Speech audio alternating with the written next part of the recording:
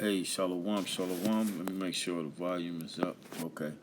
Shalom, shalom.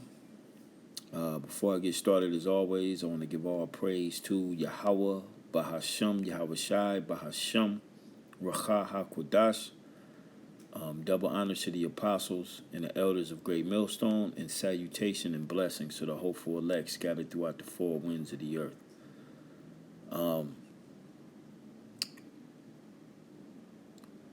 I haven't, Salaki. I have yet to come with a title for this video, but I was,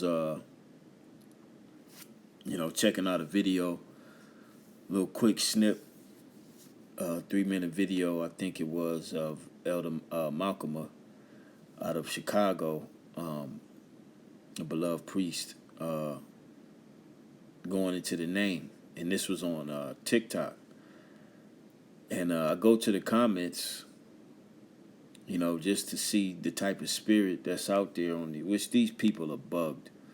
I mean, you had people, of course, agreeing.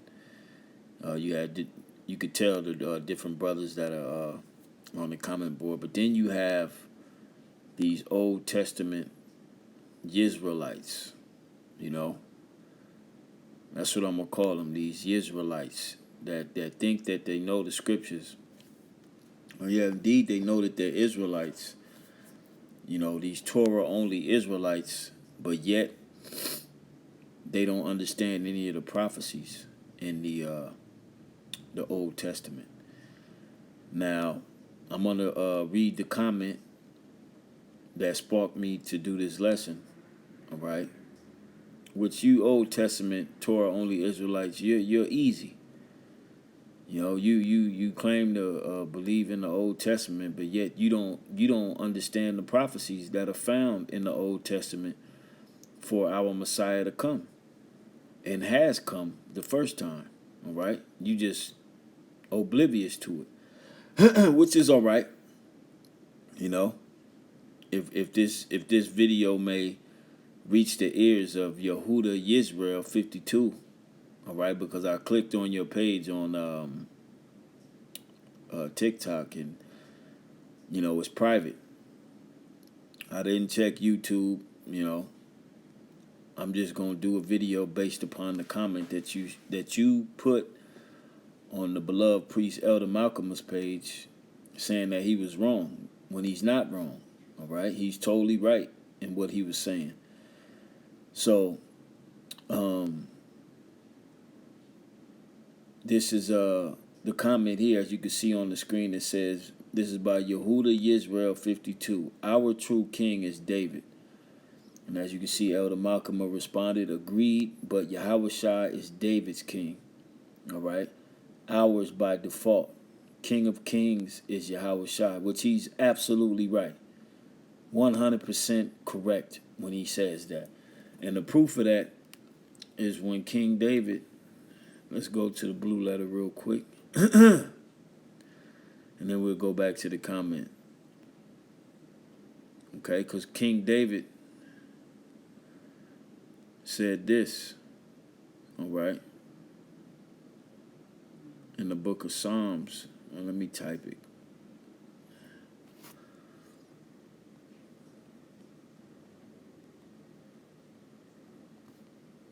And this is a question that Yahweh Shai asked the Pharisees, all right?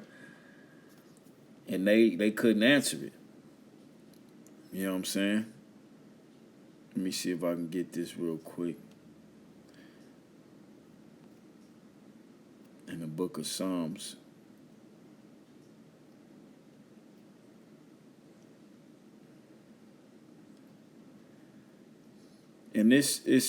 And that's how you gotta be like the last video I did. You gotta be a part of the mysterion, all right? You have to have, you gotta be initiated, okay? Just because you're an Israelite don't mean anything, okay? This is it here, Psalms 110, okay? Now this is a Psalm of David. It said, the Lord, all caps, All right. All caps, which is the Most High, Yahweh. And this is the Old Testament. Okay. And you're going to find out when I go back to the comment why I'm saying this is the Old Testament. It says, the Most High Yahweh said unto my Lord, lowercase, sit thou at my right hand until I make thine enemies thy footstool. And now when you go to, and Esau has the precepts here. Let's go to the book of Matthew 22. Okay.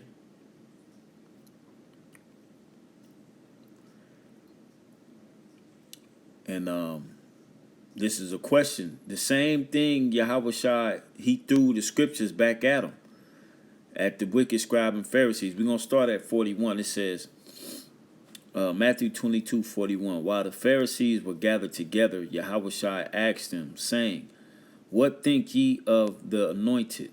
Whose son is he? They say unto him, the son of David.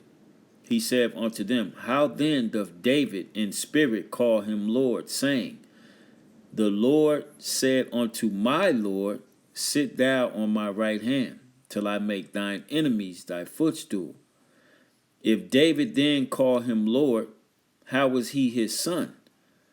And no man was able to answer him a word, neither durst any man from that day forth ask him any more questions. Because Yahweh Shai tripped him up with the scriptures. Okay? And this is what these Old Testament Israelites, they can't answer these questions. Because they coming in the same spirit as these scribe and Pharisees, all right, that didn't believe that Yahweh Shai was the Messiah, all right? They're going about the old route, all right? And ain't none of them sacrificing no type of animals unto Yahweh, the Most High Yahweh. Ain't none of them doing that. But yet they telling you they only go by the Torah. Well, if you ain't going by the sacrifice Yahweh Shai made, that means you still got to sacrifice goats and lambs, and doves, all right? Which ain't none of them doing that, okay? But the point being is, King David said, the Most High, Yahweh, said unto my Lord, Yahweh Shai, sit thou on my right hand till I make thine enemies thy footstool. All right? Most High ain't say that to nobody else but his son, Yahweh Shai. All right? Now let's go back to this comment. Okay? It says, like Elder Malcolm said where I left off, it says, agreed, but Yahweh Shai is David's king. All right? And we just read that. Okay? Psalms 110 and Matthew the 22nd chapter where Yahweh Shai reiterated what David said. All right? Ours by default, King of Kings, is Yahweh Shai. And here goes Yehuda Yisrael 52. That's not true. You can't show me where Yahweh Shai going to be King of King in the Old Testament. Well, we just read Psalms 110. All right? And he says, no one is going to be over David. And he put Psalms 149, verse 15. Let's go there. Okay? And we just showed you one scripture in the Old Testament, and I'm going to show you another scripture. Okay? Through the spirit and power of Yahweh by Shem Yahweh Shai. Remember, Yahweh Shai said, they that will not have me rule over them, bring hither and slay before me. Okay?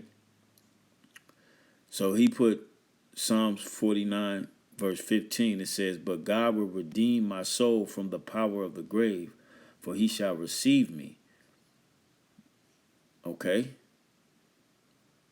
That's King David when he come back and he's king over the nation of Israel.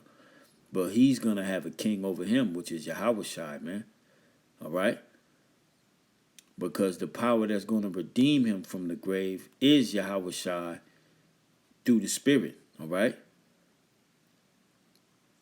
Now, let's go to another scripture here in the book of Isaiah, the 9th chapter. All right? Let's go there real quick. And then I got one more in mind I wanted to read to show you that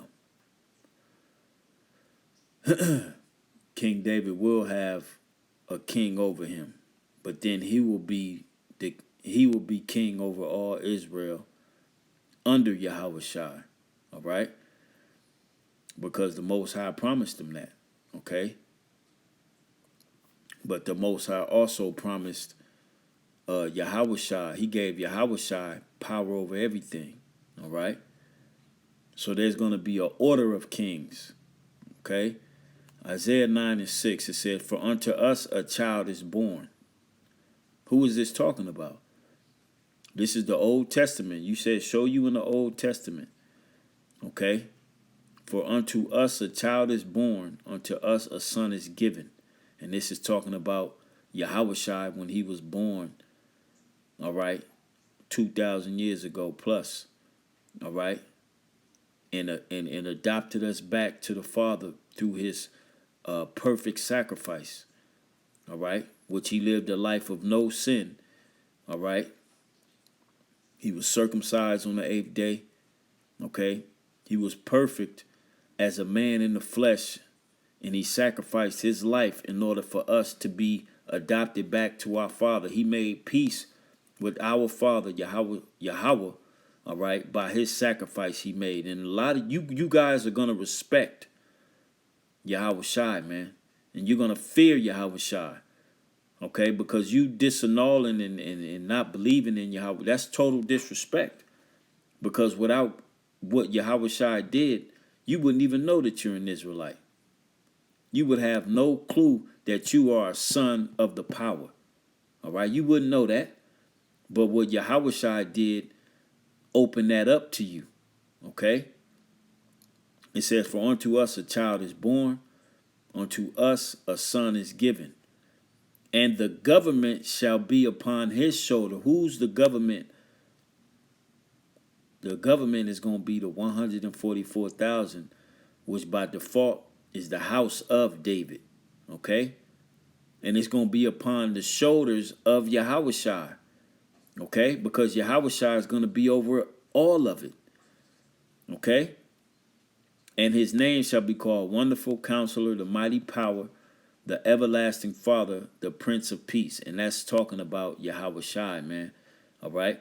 "Of the increase of his government and peace there shall be no end, upon the throne of David and upon his kingdom to order it," because David's going to be that first king, going back to the prophecy, which we're going to read next. All right? But it's going to rest upon Yahushua's shoulders. Okay? The house of David. You know? It says, I'm going to read verse 7 again. It says, "Of the increase of his government and peace there shall be no end."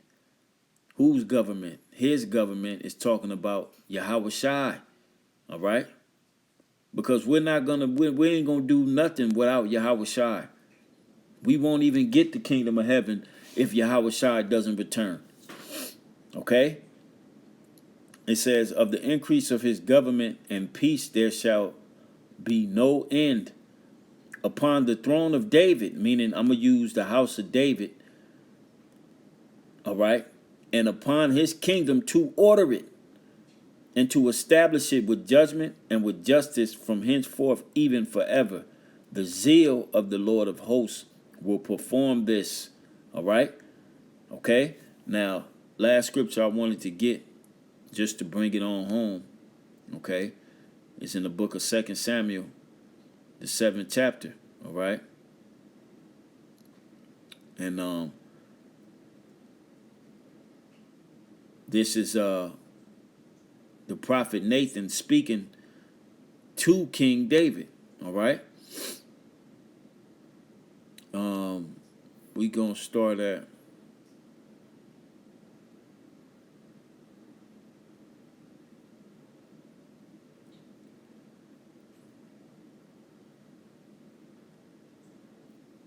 at verse 8, and we're gonna read down. All right? This is the prophecy to prove that Yahushua will be over King David It's to prove that the government is going to be upon Yahweh shoulders. All right. And it's that government will be the house of David. All right. I mean, it's simple to understand if you have the gift. But like I said, a lot of Israelites out there do not have the gift. You know, they're just out there playing Israelite when the Lord really didn't call or choose them. All right. This is the book of 2 Samuel chapter 7, verse 8. It says, "Now therefore so shalt thou say unto my servant David, Thus saith Yahweh of hosts, I took thee from the sheepcote, from the following the sheep, to be ruler over my people, over Israel," which we know that, all right? "And I was with thee whithersoever thou wentest, and have cut off all thine enemies out of thy sight, and have made thee a great name, like unto the name of the great men that are in the earth. Moreover, I will appoint a place for my people Israel, and will plant them, and they may dwell, Salakia, that they may dwell in the place of their own, and move no more. Neither shall the children of the wickedness afflict them any more, as before time, and as since the time that I commanded judges to be over my people Israel, and have caused thee to rest from all thine enemies. Also the Lord telleth thee that he will make thee an house." All right. "And when thy days be fulfilled, and thou shalt sleep with thy fathers, I will set up thy seed after thee, which shall proceed out of thy bowels, and I will establish his kingdom." Okay. Now we understand and know that after King David, the throne was established upon King Solomon. All right. When the Lord had to get rid of the the phonies, which Absalom, and he had to get rid of them so Solomon can sit on the throne. All right. Because Solomon was that chosen son. Okay. Verse 13, "He shall build an house for my name," which we know King Solomon did. All right. He built the temple of the Lord. All right. "And I will establish the throne of his kingdom forever." Now, did King Solomon's throne get established forever? No. But Yahweh's kingdom will be established forever. All right. And that kingdom is going to be governed by the house of David, with King David being the king right under Yahweh. All right, going back to Psalms 110. All right. It says, "I will be his father, and he shall be my son." Okay. And we read about that as Yahweh being the son of the Most High. "If he commit iniquity, I will chasten him with the rod of men, and with the stripes of the children of men." Now, did Yahweh himself commit iniquity? No, he didn't. But Solomon committed iniquity. And this is why, or part of the reason why Yahweh was bruised and whipped by the rods of men. All right. And the proof of that is, all right, in the book of Hebrews. Okay.